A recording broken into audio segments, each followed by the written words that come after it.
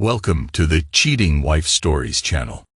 David Brown was born into a modest family in a small town in Riverside. His father worked long hours as a mechanic, and his mother was a school teacher. From an early age, David displayed a knack for leadership, often stepping up to defend classmates from bullies or rally his friends for impromptu baseball games. The small-town values of honesty, loyalty, and resilience shaped him deeply. David was a very important person in the world. He was a very important person in the world. By the time David graduated high school, he was set on joining the Marines. Inspired by an uncle who had served in Korea, he wanted to protect others and see the world. His parents were initially hesitant, but eventually supported his decision, proud of his determination. Boot camp was grueling, but David thrived under the discipline and structure, quickly earning respect among his peers. He found himself in the thick of a tense hostage situation. His calm demeanor and quick thinking during the negotiation earned him a commendation, as well as a newfound interest in law enforcement. The experience planted the seeds for his dream of becoming a detective. When his tour ended, David returned stateside with a clear goal. He enrolled in a criminal justice program, juggling studies with a part-time job as a security guard. His time in college was marked by rigorous study sessions, late-night shifts, and growing camaraderie with fellow students who shared his ambition. Among them was Sophia, a sharp, ambitious business major who quickly caught his eye. Sophia was everything David admired: intelligent, witty, and fiercely driven. She had dreams of working in corporate finance and was relentless in her pursuit of success. Despite their different career paths, they bonded over a shared love of classic films and long walks in the park. Their whirlwind romance culminated in a simple courthouse wedding just before their graduation ceremonies. Shortly after their marriage, life moved quickly. David secured a position as an emergency dispatcher while awaiting entry into the police academy, and Sophia landed a coveted role at a prestigious investment firm. They rented a cozy apartment in the suburbs, balancing the excitement of their budding careers with the challenges of building a life together. It was during this time that Sophia's frequent work trips to the East Coast began, trips that would later intertwine fatefully with David's path. David relaxed on the patio, glancing at the door as he waited for Sophia, his wife of nearly 20 years, affectionately called Sophia. Across from him sat Evelyn Brooks, a close friend and coworker. David exhaled a puff of smoke, stubbed out his cigarette, sipped his coffee, and lit another. "How are you holding up, David?" Evelyn asked gently. He shook his head. "Not great, but I'm glad you're here." "That's what friends are for," she replied warmly. David's thoughts drifted back 22 years. Newly married, he had just left the Marines, where he served as a military police officer. Dreaming of becoming a detective, he used his benefits to study criminal justice in college, where he met Sophia, a business student. The connection was instant. David's commanding presence and Sophia's charm made them inseparable. They married after graduation. Sophia, 5 years younger, had been briefly engaged before meeting David. She shared little about her ex, who moved to Bridgetown, and David didn't ask. During his Marine days, David was a free spirit, but Sophia changed that. She was the one. After the wedding, David waited 6 months to join the police academy, working as an emergency dispatcher in the meantime. Sophia started a career at a national investment firm. Together, they managed to rent a modest apartment and were happy. Her job required occasional East Coast trips, which David disliked, but one trip brought big news. Sophia was pregnant. Their son, Alex, was born shortly after David graduated from the academy. 2 years later, their daughter, Emma, arrived after a difficult birth. Sophia convinced David to get a vasectomy. Both children inherited Sophia's blonde hair and blue eyes, prompting David's mother to once suggest a DNA test. David refused, firmly trusting Sophia. 5 years into his career, David excelled in the detective exam, earning a swift promotion. With Sophia's income, they upgraded to a cozy 3-bedroom home in a nice neighborhood.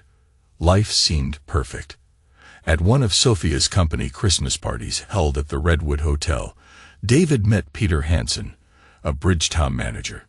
Peter's blonde hair and blue eyes bore an uncanny resemblance to Sophia's, unsettling David.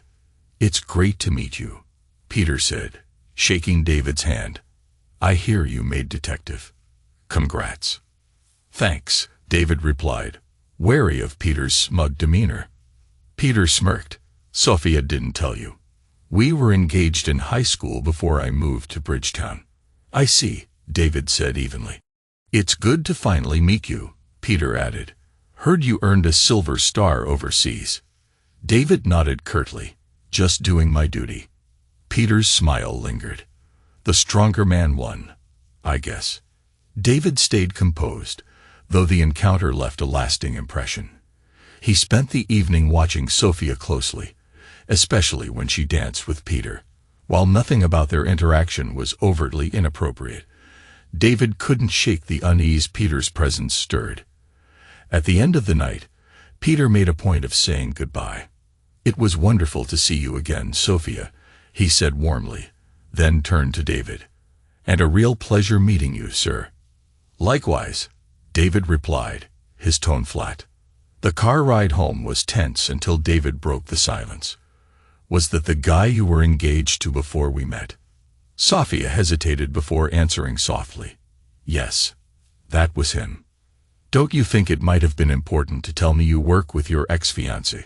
David asked, frustration creeping into his voice. "He's based in Bridgetown, David," she explained. "We hardly see each other, and he's in a different department. But you're right, I should have told you. I'm sorry." David sighed, his tone softening. "It's okay. So what happened between you two?" Sophia smiled faintly. "I wanted a family. Marriage, kids, a home.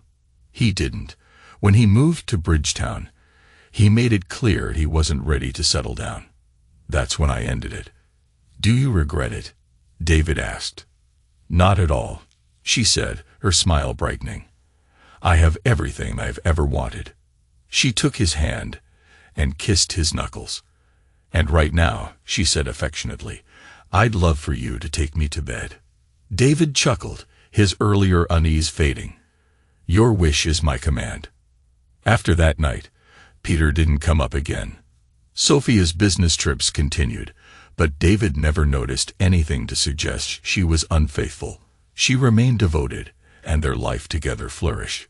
Over time, David met other colleagues from Sophia's office, but none unsettled him like Peter. David, a seasoned police officer and now a lieutenant, prided himself on his keen observational skills. Yet something about Sophia's workplace occasionally nagged at him. Her colleagues were always polite, but there was a subtle tension in their demeanor. Among them, Rebecca stood out. Years earlier, Rebecca and her husband had witnessed a robbery that David resolved, and they had testified courageously in court. Since then, David occasionally checked in on her. Recently, however, Rebecca's behavior had changed. At events, her glances seemed strained, carrying a quiet unease similar to what David had noticed in others at Sophia's workplace. At first, he dismissed it, but a growing sense of discomfort lingered in the back of his mind.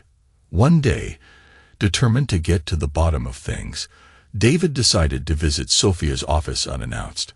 As he walked in, Rebecca intercepted him before he could reach Sophia's desk. "Sophia just stepped out," she said quickly. David raised an eyebrow. "Do you know when she'll be back?" "She mentioned needing to drop something off at the legal department. It might take a while," Rebecca replied, her tone hesitant. David studied her. "Is everything okay, Rebecca? How are you and your husband doing?" "We're fine," she said, then hesitated before blurting. "But I'm curious. Did you know Sophia was seeing Peter when she was back east?" David froze, his stomach tightening. "That's not true. Why would you ask something like that?" Rebecca avoided his gaze. "I just assumed you knew. You two have an open marriage, right? Because of your injury." David frowned, his confusion deepening. "What injury?" Rebecca's face paled slightly. She said you were injured on duty and couldn't. You know, David, I've never been injured on duty, and I'm fine. If you have something to back up these claims, now would be the time to share. After a long pause, Rebecca nodded. I have photos on my phone. I took them during one of our trips east. I thought you should know. David handed her his card, scribbling his email on the back. Send them to me. Rebecca nodded solemnly. I've seen them together multiple times. It's been going on for years. For how long? David asked, his voice a mix of anger and disbelief. 5, maybe 6 years, Rebecca admitted quietly. David's jaw tightened. Keep this between us. Don't tell Sophia I was here. Of course, Rebecca replied. I'll send the photos now. David left the office, his mind racing. Had Sophia really been unfaithful all these years? He tried to replay the past, searching for signs he might have missed. But nothing stood out. She had always seemed devoted, calling him nightly during her trips, and showing no obvious changes in her demeanor. But now he questioned everything. Minutes later, his phone buzzed with Rebecca's email. The photos were clear and devastating. One showed Sophia and Peter locked in a passionate kiss on the dance floor. Another captured Peter's hand on her bare thigh beneath a skirt David didn't recognize. The final image hit him the hardest. Sophia and Peter entering an elevator, her face tilted toward his, her expression unmistakably filled with longing. David's chest tightened, and tears blurred his vision. The betrayal cut deeper than he'd ever imagined. Back at his office, David found it impossible to concentrate. The crime board on the wall, a tool that usually brought him clarity, seemed meaningless now. After a futile attempt to work, he decided to call it a day. As he was leaving, a fellow detective caught sight of him. You doing okay, Lieutenant? The detective asked, concerned. David forced a faint smile. Just some heartburn. See you tomorrow. At home, David grabbed a beer and powered up his computer. Checking Sophia's calendar, he noticed her next trip east was scheduled in 2 days and would last a week. He transferred the photos from his phone to his computer and enhanced them, zooming in to scrutinize Peter's face. His chest tightened as realization dawned. The resemblance was undeniable. Pulling out photos of Alex and Emma, David compared them side by side with the image of Peter. Alex could have been Peter's twin, and even Emma shared striking similarities. Fighting back a wave of nausea, David steadied himself. He knew what had to be done. Without hesitation, he contacted a DNA testing service and arranged to pick up a kit that same day. Just as he was about to leave, his phone buzzed. The caller ID showed Sophia's name. Hi, David answered, keeping his voice calm despite the turmoil churning inside. Hey, Sophia said, her tone concerned. Are you okay? You sound a little off. I'm fine, he replied evenly, masking his unease. Just dealing with a tough case and some stomach issues. What's up? I'll be working late tonight to prepare for the trip, Sophia explained. We're going out for dinner afterward, so I won't be home until late. Probably after 11. Can you handle the kids? Of course, David said, his tone steady. Thanks so much, she said with audible relief. Make sure they're in bed by 9:30. They've got tests tomorrow. Will do, David assured her. You're the best, Sophia said warmly. Love you. Love you too, David replied before ending the call. As he set the phone down, David realized the hardest part of this ordeal wouldn't be finding the truth, but pretending nothing was wrong. If Sophia had truly deceived him for their entire marriage, he would need to handle this methodically, like any investigation, calm, objective, and thorough. That evening, he picked up the DNA kit and returned home before the kids arrived. He hated the deception, but knew he'd need to collect the samples after they were asleep to avoid raising suspicion. For now, the truth would have to wait. Scrolling through his contacts, David found the name he needed, Greg Patterson. Greg, a former detective, had retired and moved back to Bridgetown, to run a private investigation firm specializing in infidelity cases. Hoping to catch him in his office, David dialed the number. Patterson and Associates. Greg answered, his familiar voice brisk but friendly. "Greg, you old dog," David said, forcing a chuckle. "David Brown, long time no hear." "David Brown," Greg replied warmly. "What's new? Finally decided to ditch the force and join the private sector?" "Not quite," David replied. "But I might have a job for you if you're willing to take it." Greg's tone shifted, becoming serious. "David, you're not about to tell me you think Sophie is cheating, are you?"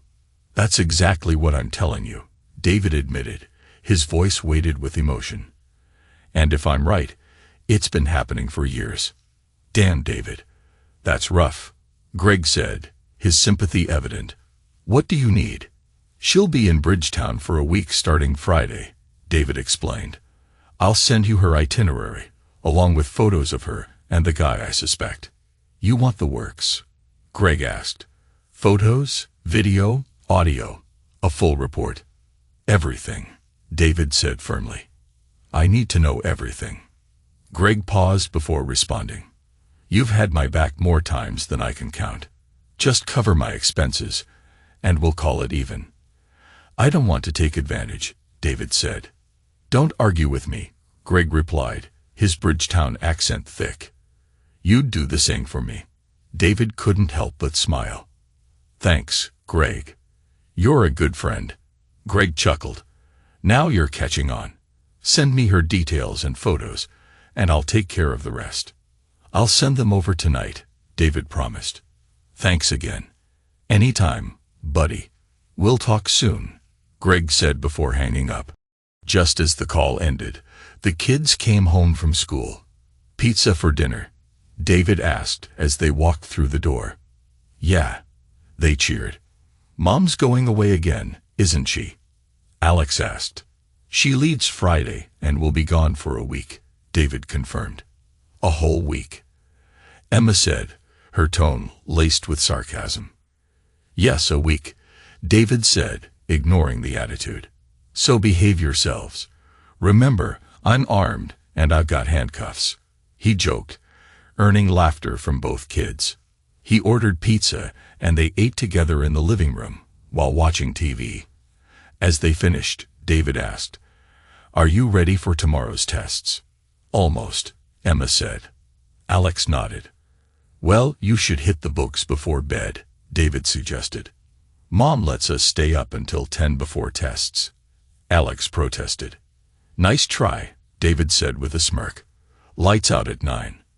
"Shouldn't it be lights out at 9 o'clock, sir?" Emma teased. "You're absolutely correct," David replied with mock authority. "Now get moving." The kids grabbed their books and headed upstairs. Watching them go, David felt a pang of sadness. They were great kids, and he loved them deeply.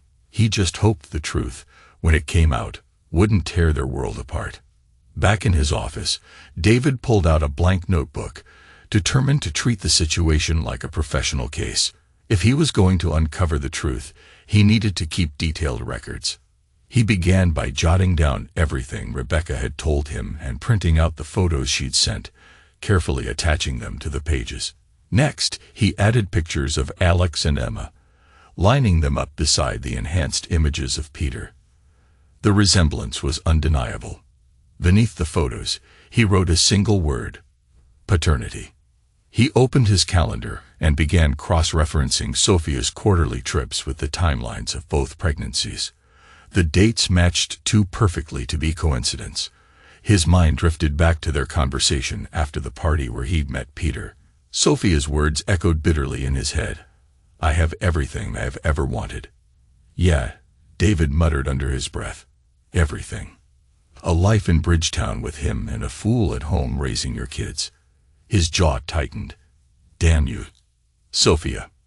By 9:45 p.m., he closed the notebook and locked it securely in his desk drawer. Taking the DNA test kit, he quietly checked on the kids. Their lights were off and both were sound asleep. Moving with care, he collected the necessary DNA samples, kissed each of them on the forehead, and ensured they were tucked in before leaving their rooms. In the quiet of his study, David added his own DNA sample to the kit, filled out the accompanying paperwork, and packed everything into his briefcase. Leaning back in his chair, he let his thoughts race. If Sophia had been unfaithful, divorce was inevitable. But what would come next? Custody battles, child support, alimony. These questions loomed large. And what about the possibility of fraud? If Sophia had knowingly listed him as the father while knowing Peter might be the biological parent, could she be held accountable? "What the hell have you done, Sophia?" he whispered into the stillness. David climbed into bed but couldn't sleep. When Sophia came home just before midnight, he was still wide awake. "You're still up?" she asked, sitting beside him. "Couldn't sleep," he said curtly. "Do you want to talk about it?" "It's the case I'm working on," he lied. "A guy comes home, finds out his whole marriage was a lie, and discovers the kids he's been raising aren't his." "Oh my God," Sophia said, her hand flying to her mouth. "What happened?" David feigned anger. He eliminated her, then the kids, then himself. She stared at him, horrified. That poor man. David glanced at her, his expression unreadable. "I can't even imagine how he must have felt." After a pause, Sophia leaned closer. "You know I love you, right?" she asked softly. "Yeah," David replied. "And you believe me?" "Of course," he said without hesitation. "Good," she said, her tone lightening. "By the way, I'm leaving a day early. I'll head out tomorrow instead." "What? Why?" David asked, unable to hide his surprise. "I need to settle a few things before the meetings start. I left my itinerary on the kitchen table." David forced a nod, masking his irritation. "I was hoping to spend some time with you before you left." "I'm sorry," she said, heading to the bathroom. "I really need a shower." As soon as the door closed, David grabbed her purse and fished out her phone.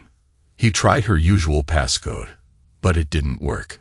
"When did you change this?" he muttered, his unease growing. Setting the phone back, he rifled through her purse. His fingers brushed against a small box, and he pulled it out. Plan B. The label read emergency contraceptive. David's stomach dropped. Sophia had always said she stayed on birth control for health reasons, but this was something else entirely. There was no reason for her to have this, unless she was hiding something. He snapped a photo of the box with his phone, carefully returned it to her purse, and crawled back into bed. When Sophia emerged from the bathroom, her hair damp and fragrant with lavender soap, she slipped into bed beside him, snuggling close. Normally, David would have held her, pulling her into his arms, but tonight he turned away, inching toward the edge of the mattress. Startled by his rejection, Sophia withdrew, her confusion palpable. In the dim light, he could feel her staring at his back. "Does he know?" she wondered, tears stinging her eyes. But she said nothing, and neither did he. The silence between them was deafening. The next morning, David was distant and cold. He avoided speaking to Sophia as she packed, instead immersing himself in his usual routine. After showering, shaving, and dressing, he poured himself coffee and spotted the itinerary she had left on the kitchen counter. Picking it up, he studied it briefly before tucking it into his briefcase. Without a word, he walked the kids to school, keeping his face impassive.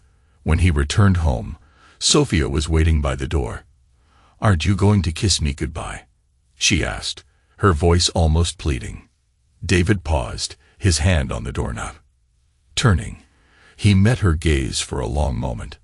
"Call me when you get there," he said flatly. "David, I really do love you," she said, her tone soft and insistent. "Uh-huh," he replied, his voice devoid of emotion. "I know." He opened the door and left, leaving her standing there, confused and hurt. Once at his desk, David scanned her itinerary and forwarded it, along with the photos of her and Peter, to Greg. He also dropped off the DNA samples for processing and scheduled a meeting with Patricia Ellis, a no-nonsense divorce attorney known for her aggressive tactics. If it came to that, David wanted to be prepared for whatever lay ahead. Determined to stay productive, David tried to refocus on his work. For a while, it seemed like he had regained a sliver of control, until his phone buzzed with a call from Captain Miller. "Brown, get to my office, now," Miller barked. David let out a weary sigh, rising from his desk. As he walked through the precinct, his colleagues exchanged questioning glances, sensing something was off. Entering the captain's office, David closed the door as instructed and took a seat. Miller leaned against his desk, arms folded. The normally gruff captain's tone was uncharacteristically gentle. "Okay, David, what's going on?" David hesitated before finally speaking. "I think my wife is cheating on me," he admitted quietly. Miller's eyebrows lifted in surprise, but he waited patiently for more. David exhaled deeply, the words tasting bitter as he said them. "And it's not just recent. I believe it's been happening for our entire marriage. There's a chance, a real chance, the kids might not even be mine." Miller's expression darkened as he ran a hand over his face. "Jesus, David, I don't even know what to say. I'm sorry." "I've already got wheels in motion," David said. "I've hired a private investigator, set up a DNA test, and I'm meeting with Patricia Ellis this afternoon." "Good," Miller said with a nod. "You're doing the right thing, but you should also talk to Dr. Linda Carter." "The department psychologist?" David asked, his brows knitting together. "Yeah, you're one of my best. But this is a lot for anyone to handle. You need someone to help you process this so it doesn't bleed into your work. Trust me on this." Reluctantly, David nodded. "All right.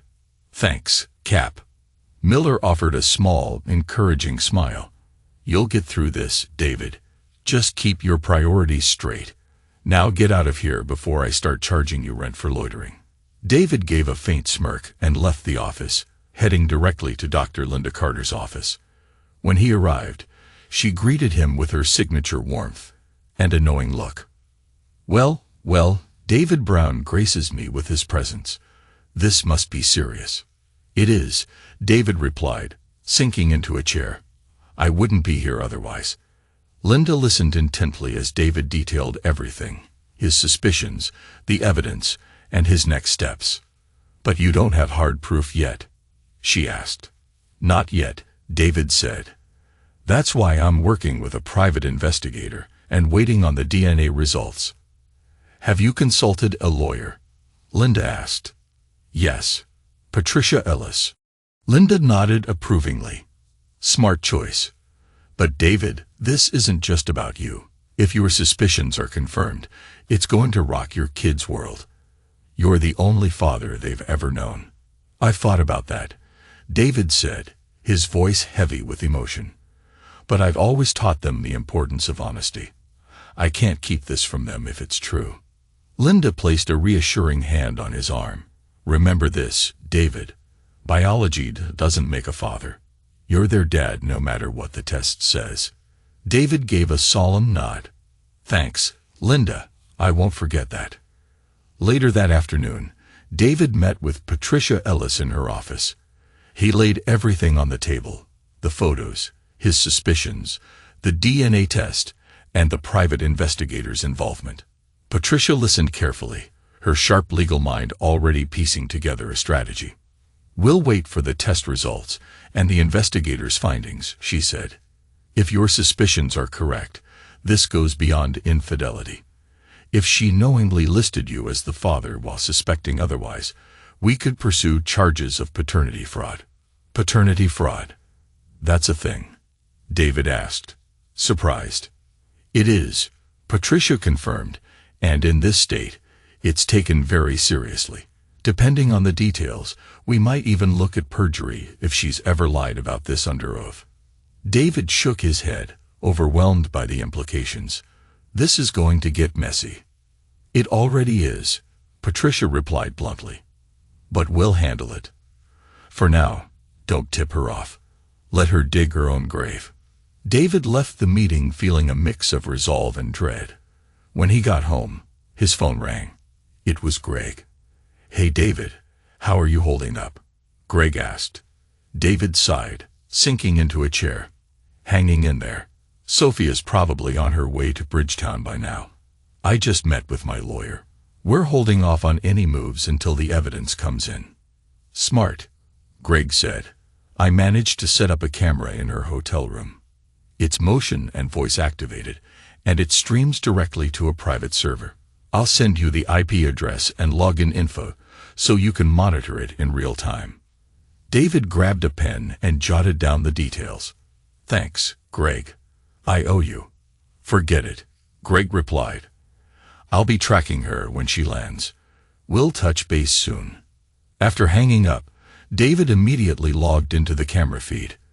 The screen showed a blank room, pristine and untouched, but the sight of it filled him with a gnawing unease. Meanwhile, Sophia sat by the airplane window, gazing out at the clouds.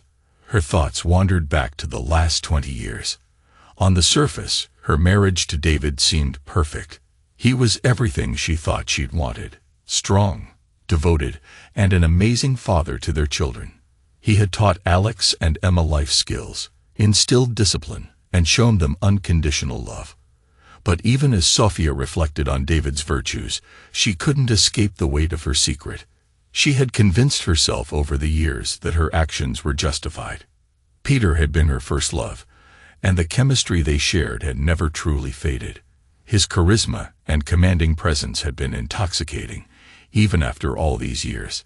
Peter had always been clear about his disdain for fatherhood and commitment, which was why their engagement had fallen apart. But part of Sophia had never stopped longing for him. When Peter left for Bridgetown, she thought she'd moved on. Then, David came into her life, a man who treated her like royalty and offered the stability Peter never could. She married David quickly, determined to leave the past behind. Yet the moment Peter re-entered her life, those old feelings resurfaced, bringing with them a dangerous temptation she could no longer ignore. Despite her life with David, Sophia had never truly let Peter go.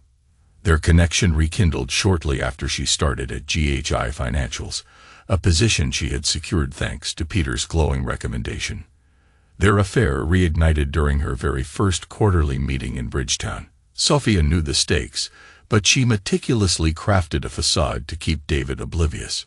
She called him nightly during her trips, ensured she looked flawless upon her return, and maintained the rhythm of their family life, as though nothing had changed.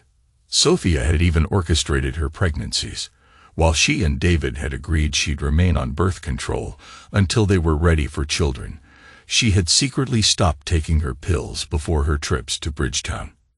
She wanted Peter's children, and made sure her plan succeeded. When David initiated closeness during those times, she would feign illness or claim to be on her period, avoiding any chance of conceiving with him. When Sophia became pregnant with Alex, David had been ecstatic, though surprised. She explained the pregnancy as a rare failure of her birth control, and David believed her without question. Peter, knowing the truth, had agreed to let David be Alex's father in all but biology. The same pattern unfolded with Emma's birth. After Emma's complicated delivery, Sophia persuaded David to get a vasectomy, citing her health as the priority. This removed any possibility of accidental conception with David, allowing her to carry on her affair without concern. For years, Sophia and Peter met discreetly during her quarterly trips. At first, they were cautious to avoid suspicion at work, but over time, their closeness became harder to ignore.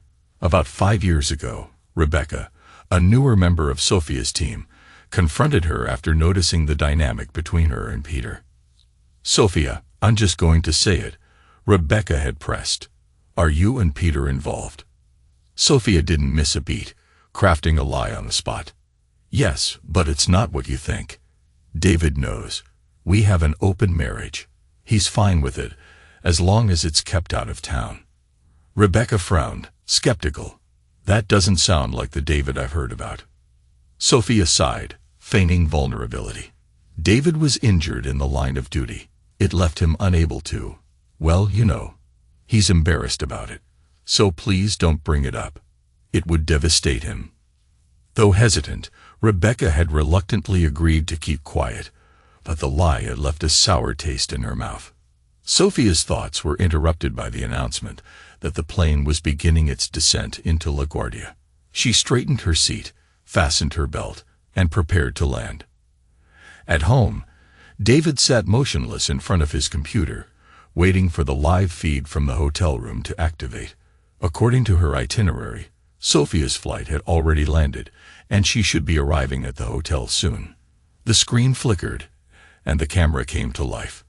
David's heart sank as he saw Sophia wheel her suitcase into the room.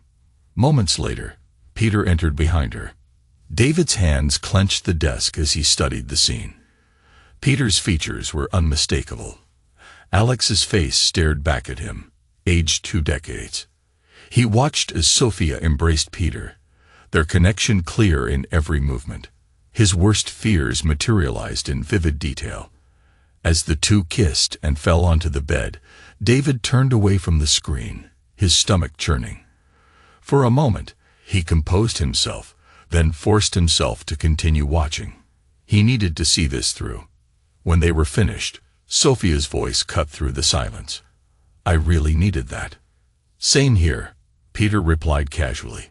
"So how's the deputy husband?" "Don't call him that," Sophia said sharply.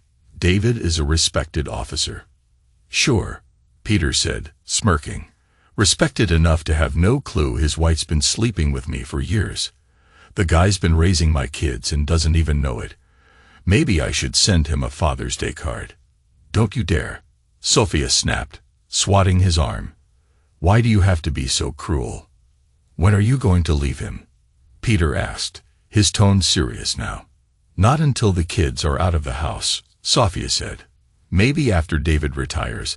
That way I'll still get part of his pension." Peter leaned back, studying her. "I've been thinking, what if you transferred to my department? That way we could be together all the time." Sophia hesitated, then said, "Maybe once the kids are older. Emma's almost 17, so it won't be long." Peter nodded. "After all these years, what's another couple? But I'd like to meet the kids at some point."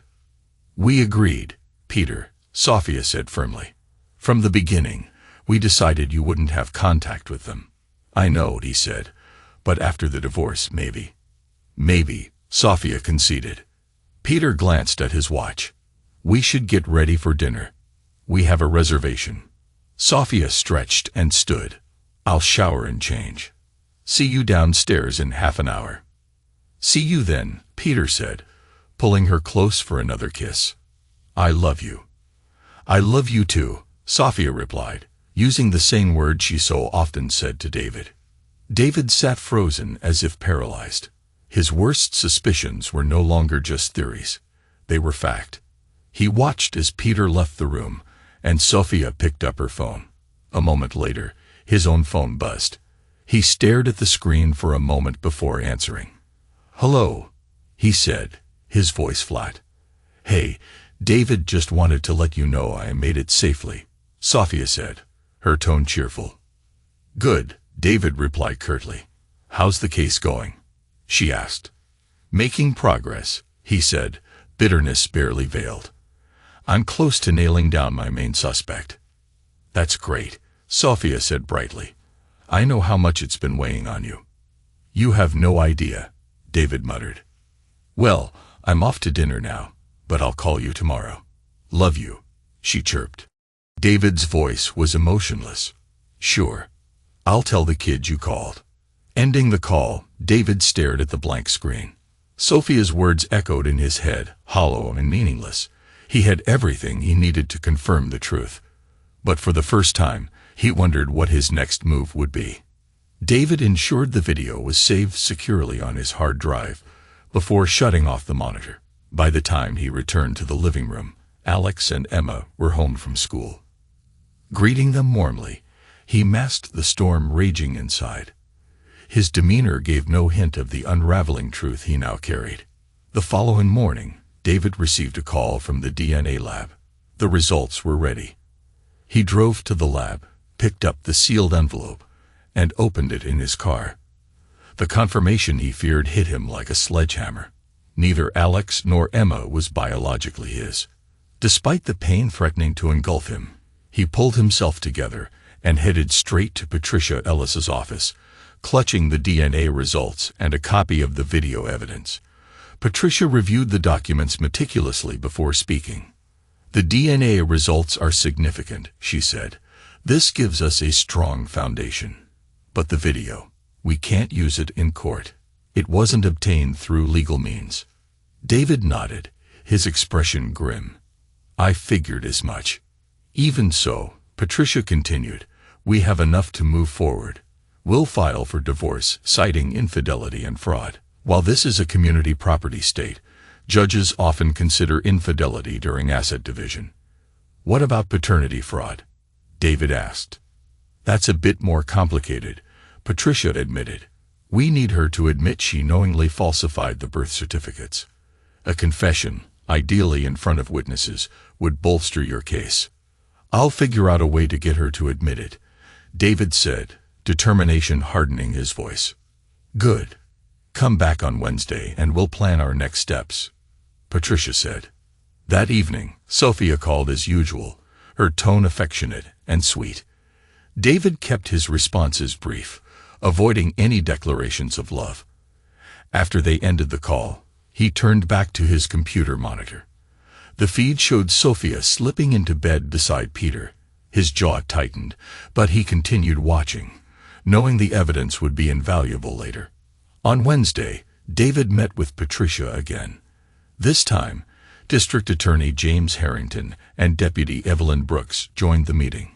Harrington laid out a clear plan. "We need a confession," Harrington said firmly. "If she admits to falsifying the birth certificates, we can use that to build a stronger case." "She's coming home Saturday morning," David said. "I'll make sure the kids aren't in the house." "Good call," Harrington replied. "We'll have Deputy Brooks standing by to serve the divorce papers and, if necessary, arrest her." David nodded, determined. "Understood." That evening, when Sophia called, David asked casually, "You're still planning to come back Saturday morning, right?" "Yes, of course," she replied. "Great," David said evenly. "We should do something special when you're back." "That sounds nice," she said. "You know I love and miss you, right?" "I know," David replied, his tone neutral. "You don't sound very convincing," she pressed. "You haven't told me you loved me all week." "I loved you," David said, emphasizing the past tense. "Good night." Sophia hesitated but said, "Good night," before hanging up. She stared at her phone, tears brimming in her eyes. David smiled faintly, knowing her worry was just beginning. That Friday, David packed bags for Alex and Emma and drove them to their grandparents' house. The children were confused and questioned why they couldn't stay home. "Mom's coming back tomorrow morning," Alex pointed out. "I need to talk to her alone," David said gently. "I'll explain everything to you both in the afternoon." Emma's voice wavered. "Are you divorcing her?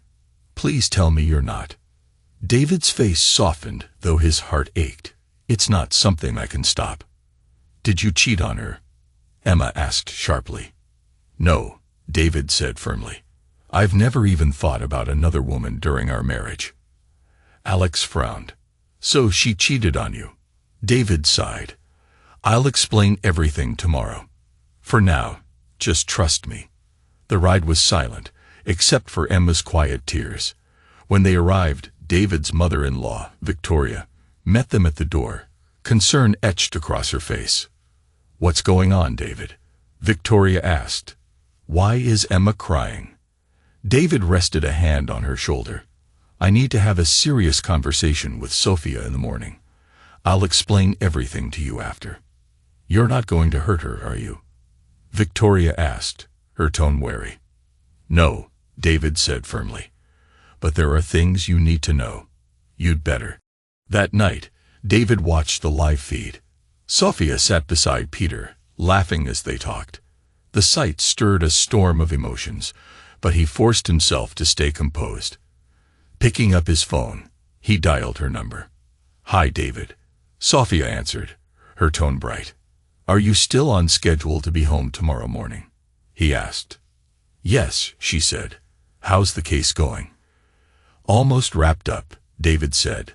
"By this time tomorrow, the suspect will be in custody." "Good," Sophia said cheerfully. "Then maybe things will go back to normal." "Maybe," David replied flatly. "We'll talk in the morning." He ended the call and returned his gaze to the monitor. Sophia stared at her phone, tears brimming in her eyes. David leaned back in his chair, a grim smile forming. "Tomorrow," he muttered. "Everything changes tomorrow." David stood on the back porch, finishing his cigarette as the sun began to rise. At exactly 7:30 a.m., Evelyn arrived, stepping out of her patrol car with a determined expression. Together they prepared for the confrontation, ensuring everything was ready. By 7:45, Sophia's car pulled into the garage. David watched silently as she walked toward the house, her heels clicking against the concrete floor. She pushed open the door leading to the back deck. "David," she called, her voice confused. "What's going on? Who's this? And why is there a patrol car in the driveway? Where are the kids?" David stood calmly. "The kids are with your mother," he said evenly. "This is Deputy Evelyn Brooks. Please have a seat. We need to talk." Sophia glanced warily at Evelyn, then back at David. "I need a shower first," she said dismissively, brushing past him. "Not this time, Sophia," David said sharply, his tone brooking no argument. "Sit down. We're doing this now." Startled by the force in his voice, Sophia hesitated before reluctantly sitting down across from Evelyn. David took the chair at the head of the table, angled toward her. He reached into his pocket, pulled out a digital recorder, and pressed the button before placing it on the table. "I hope you don't mind if we record this conversation," David said, his voice calm but unyielding. "Given the circumstances, I think it's appropriate to advise you of your rights." Sophia's eyes widened, panic beginning to creep into her expression. "What are you talking about?" David's voice was firm. "You have the right to remain silent. Anything you say can and will be used against you in a court of law. You have the right to an attorney. If you cannot afford one, one will be appointed to you. Do you understand these rights?" Sophia stared at him, her voice trembling. "I understand, but I'm not one of your suspects, David. I haven't done anything wrong." "You are very much a suspect," David said coldly. "In fact, you're my primary suspect." He pulled out 2 sheets of paper and slid them across the table. "Do you recognize these?" Sophia glanced at the documents, her brow furrowing.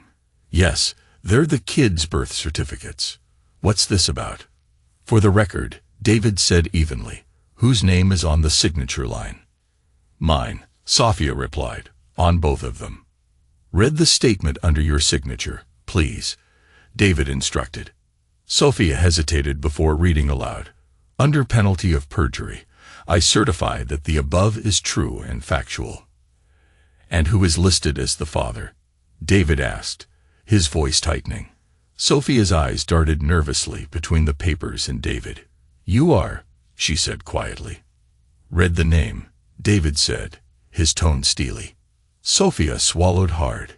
"David Anthony Brown," she said softly. David pulled out another document and placed it before her.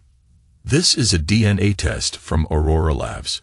It compares samples from me, Alex, and Emma. The results conclusively show that while Alex and Emma are siblings, neither of them is biologically related to me. So, Sophia, tell me, who is their father?" Sophia's hand shook. "You are, David," she stammered, tears pooling in her eyes. David's gaze hardened. "Don't lie to me, Sophia. Not anymore." He took a deep breath and gestured toward the laptop on the table. "Let me show you something," he said, clicking play on the video file. Sophia's face drained of color as the footage rolled. The recording left no room for ambiguity. It captured her and Peter during their recent rendezvous, their words and actions damning.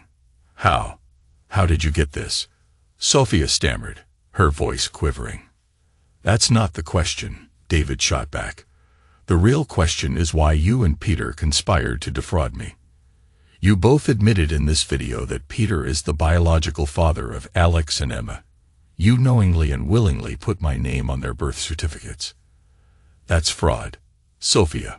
Her face contorted with anger. Fine, she snapped. I wanted Peter's children, not yours. Yes, I signed the certificates, naming you as their father. It was my decision. David's voice dropped. I see. It's not your right to commit fraud. What did you tell your coworkers about your relationship with Peter? He pressed. That's none of your business, she spat. Do you know Rebecca Blackstone? David asked. Yes, Sophia replied tersely. Do you recall what you told her about our marriage? Sophia hesitated. I might have told her we had an open marriage, she muttered. But that wasn't true, was it? David said, leaning forward. No, Sophia admitted reluctantly. And what else did you tell her? I said you were injured, Sophia mumbled. Injured how? David asked. That you were injured on duty and couldn't perform sexually, Sophia admitted, her voice barely above a whisper.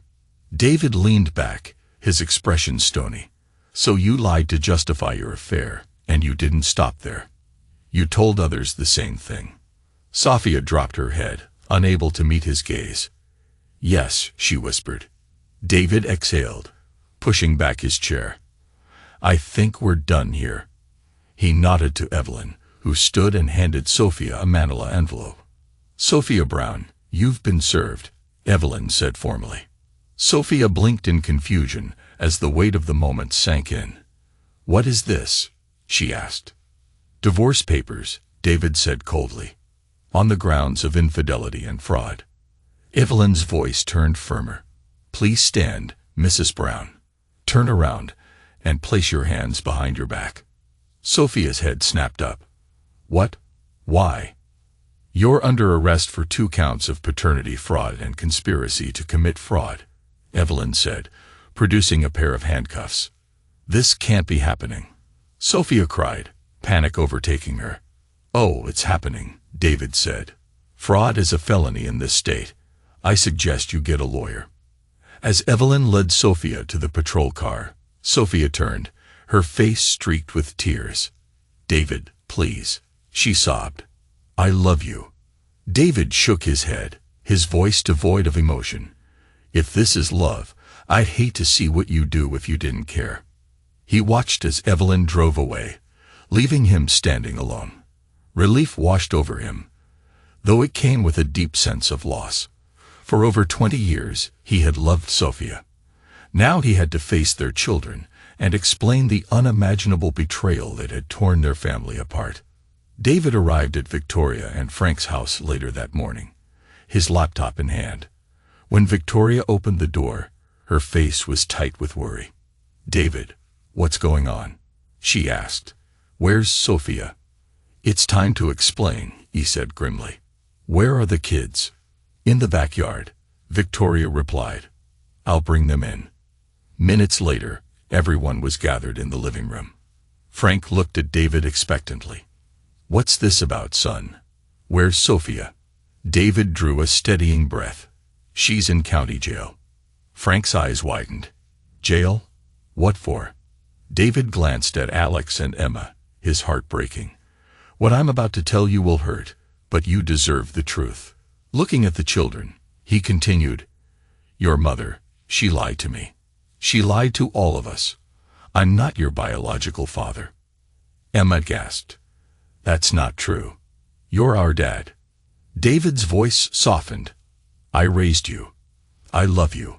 But biologically, I'm not your father. The room fell into a stunned silence. David continued, his voice steady.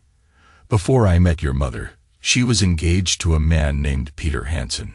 She wanted to marry him and have his children, but he made it clear he didn't want the responsibility of fatherhood. So she decided to have his children anyway, without his commitment. Victoria's face paled as recognition dawned. I remember him. Tall, blonde, Scandinavian-looking. I even have an old picture of them. She left the room, and returned moments later with a photo album, flipping through the pages until she found what she was looking for. Handing the picture to Frank, she watched as his expression darkened.